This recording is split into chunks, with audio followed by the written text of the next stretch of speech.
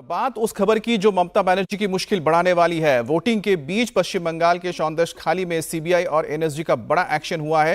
TMC के निलंबित नेता और ईडी पर हमले के मास्टरमाइंड शाहजहां शेख के करीबियों के ठिकाने पर सीबीआई की छापेमारी में हथियारों का जखीरा बरामद हुआ है, जिसके बाद सीबीआई की टीम को मौके पर एनएसजी को बुलाना पड़ा। शुक्रवार को देर रात तक चली छापेमारी में सेंट्रल जांच एजेंसी ने टीएमसी नेता के रिश्तेदार के घर से भारी मात्रा में हथियार, गोला बारूद के साथ ईडी टीम से लूटे गए सामान और अहम दस्तावेज भी बरामद किए हैं। लेकिन सीबीआई के इस एक्शन के बाद ममता सरकार सुप्रीम कोर्ट पहुंच गई है। ममता सरकार ने हाई कोर्ट के उस आदेश को सुप्रीम कोर्ट में चुनौती दी है जिसमें सीबीआई को सौंदर्यखाली में छापेमारी की इजाजत दी गई है। तो ये तस्वीरें आप देखिए जहां पर एनएसजी की टीम पहुंची थी सौंदर्यखाली। शाहजहां शेख जो टीएमसी का नेता है और इसी के रिश्तेदार के घर से बड़ी मात्रा में हथियार बरामद हुए हैं, जिसकी तस्वीर इस वक्त आपके सामने है। जब इतनी बड़ी तादाद में हथियार मिले उसके बाद सीबीआई की टीम को एनएसजी को बुलाना पड़ा और एनएसजी कमांडोज वहां मौके पर पहुंचे, बॉम्ब स्क्वाड भी पहुंचा।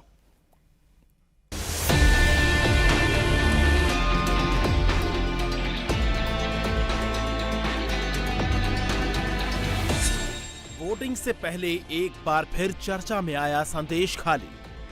संदेशखाली में महिलाओं पर इतने अमानवीय अत्याचार हुए और टीएमसी सरकार आखिर तक मुख्य आरोपी को बचाती रही। 2024 के रण के बीच संदेशखाली में सीबीआई का बड़ा एक्शन।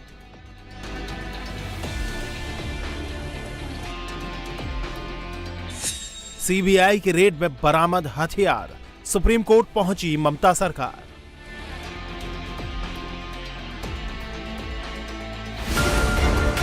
पश्चिम बंगाल के संदेशखाली में एनएसजी कमांडो का यह काफिला सीबीआई की उस कॉल के बाद पहुंचा है जिसमें ईडी पर हमलों के मास्टरमाइंड और टीएमसी के निलंबित नेता शाहजहां शेख के करीबियों के ठिकानों पर हुई रेड में भारी मात्रा में हथियार और देसी बम बरामद होने का इनपुट मिला था। लोकसभा चुनाव के बीच संदेशखाली में सीबीआई की ये रेड ईडी पर हुए हमले की जांच के दौरान हुई है, जिसमें ईडी अधिकारियों के कई अहम सामान और दस्तावेज गायब हो गए थे। अब इस मामले में सीबीआई ने जांच तेज कर दी है। सीबीआई ने अब हर उस ठिकाने की तलाशी शुरू कर दी है जहां से ईडी पर हमले की साजिश का तार जुड़ता हो। शुक्रवार को शाहजहां शेख के करीबी के घर पर हुई छापेमारी में भारी मात्रा में हथियार और गोला बारूद बरामद हुए, जिनमें विदेशी रिवॉल्वर 3, इंडियन रिवॉल्वर 1, पुलिस की कॉल्ट रिवॉल्वर 1, विदेशी पिस्टल 1, देसी पिस्टल 1, यानी लेटेस्ट छापेमारी में कुल 7 पिस्टल और 348 कारतूस मिले हैं। साथ ही कई देसी बम मिलने की भी खबर है, जिसके लिए सीबीआई टीम ने एनएसजी को बुलाया और साथ ही सीबीआई की टीम को शाहजहां शेख के करीबियों के दोनों ठिकानों से कई आपत्तिजनक दस्तावेज भी बरामद हुए, जिसका संबंध संदेशखाली के मास्टरमाइंड शाहजहां शेख से है। वहीं सीबीआई के एक्शन के खिलाफ ममता सरकार सुप्रीम कोर्ट पहुंच गई है। ममता सरकार ने हाई कोर्ट के उस आदेश को चुनौती दी है जिसमें सीबीआई को छापेमारी की इजाजत दी गई है। सुप्रीम कोर्ट में इस याचिका पर 29 अप्रैल को सुनवाई होगी। सीबीआई की टीम ईडी पर हुए जिस अटैक के मामले में फुल एक्शन में है, वो हमला 5 जनवरी को उस वक्त हुआ था जब ईडी की टीम संदेशखाली में राशन घोटाले के आरोपी शाहजहां शेख के घर पर रेड करने पहुंची थी। संदेशखाली के मास्टरमाइंड शाहजहां शेख के समर्थकों ने ईडी अधिकारियों और सीआरपीएफ के जवानों को चारों तरफ से घेरकर हमला बोल दिया था। ईडी की शिकायत पर बंगाल पुलिस ने मामले की जांच शुरू की थी। बाद में कलकत्ता हाईकोर्ट ने इस मामले की जांच सीबीआई को सौंप दी थी। अब तक इस मामले में सीबीआई ने 7 लोगों को गिरफ्तार किया है। एन चुनाव के समय सीबीआई के बड़े एक्शन से एक बार फिर बंगाल की सियासत गर्मा गई है। संदेशखाली बसीरहाट लोकसभा क्षेत्र में आता है और यहां 1 जून को वोट डाले जाने हैं। जाहिर है सीबीआई के एक्शन पर बीजेपी और टीएमसी आमने सामने हैं। एक फर्स्ट फेज में वोट में सेंट्रल एक मिनिस्टर ऑफ स्टेट वो हार गया है और दूसरे फेज में भाजपा का स्टेट प्रेसिडेंट वो हार चुका है। अभी जो चल रहा है संदेशखाली लेकर, वो बीजेपी का ये हाल है, बंगाल को डिफेम करके, बदनाम करके वो वोट हासिल करना चाहता है, बंगाल को इंसल्ट करके। ये संदेशखाली और पूरा बंगाल इसका जवाब देंगे और एक के बाद एक फेज में वोट आएगा और भाजपा हारेगा। देखिए, संदेश खाली बहुत ही खतरनाक मोड़ पे जा रहा है। पहले तो इतने कंट्रोवर्सी हुआ, महिलाओं के साथ रेप तक के मामले आए, उसके बाद ड्रग्स का रैकेट वहां पे आया, उसके बाद ये आर्म्स, और याद रखिएगा जो इन्फॉर्मेशन आ रहा है, जो आर्म्स रिकवर्ड हुए हैं उसमें ज्यादातर आर्म्स मेड इन फॉरेन है, यानी बाहर से मंगवाया गया है। तो ये सवाल उठ रहा है कि संदेश खाली जैसी ऐसी छोटी जगह पे ये आर्म्स क्यों रखे गए थे, किस लिए, क्या कारण है। तो इसको जो भारत की सुरक्षा के साथ जुड़े हुए जितने भी एजेंसीज हैं, सबको चाहिए इसको तय तक इन्वेस्टिगेट करे, एनआईए हो या दूसरे कोई इन्वेस्टिगेशन।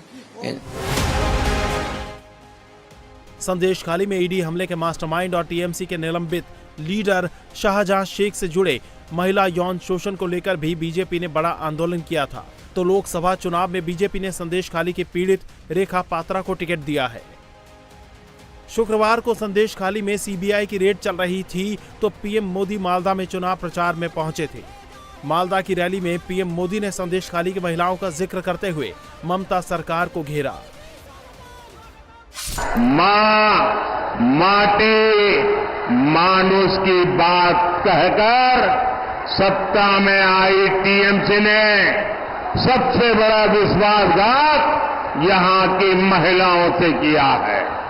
जब बीजेपी सरकार ने मुस्लिम बहनों को अत्याचार से बचाने के लिए 3 तलाक खत्म किया तो टीएमसी ने इसका विरोध किया। संदेश खाली में महिलाओं पर इतने अमानवीय अत्याचार हुए और टीएमसी सरकार आखिर तक मुख्य आरोपी को बचाती रही। यहां मालदा में भी महिला के साथ शर्मसार करने वाली घटना घटी, लेकिन टीएमसी सरकार चुप रही, जबकि बीजेपी सरकार महिलाओं की मान मर्यादा इज्जत के लिए काम कर रही है। संदेश खाली पीड़ितों की चेहरा बनी रेखा पात्रा को बीजेपी ने इस बार बसीरहाट से मैदान में उतारा है। वहीं टीएमसी ने यहां से हाजी नरूल इस्लाम को टिकट दिया है, जो 2009 में सांसद चुने गए थे। बसीरहाट सीट के समीकरण की बात करें तो यहां कुल मतदाता 17,50,590 हैं, जिनमें करीब 87% आबादी ग्रामीण इलाके में रहती है। वहीं मुस्लिम आबादी करीब 46.3% है, तो अनुसूचित जाति की आबादी करीब 25.4% है। जाहिर है, मुस्लिमों की अच्छी आबादी होने के कारण यहां मुसलमान शुरू से ही निर्णायक भूमिका में रहे हैं। लेकिन संदेश खाली की घटना के बाद यहां हालात बदले नजर आ रहे हैं, क्योंकि टीएमसी नेताओं के उत्पीड़न में शिकार लोगों में आदिवासियों के साथ मुस्लिम भी शामिल हैं। इस इलाके में बीजेपी के बढ़ते जनाधार की बात की जाए तो 2014 के लोकसभा चुनाव में बीजेपी को मात्र 18.36% वोट मिले थे, जो 2019 में बढ़कर 30.12% हो गए। पिछली बार टीएमसी की नुसरत ने यहां से जीत दर्ज की थी। उन्हें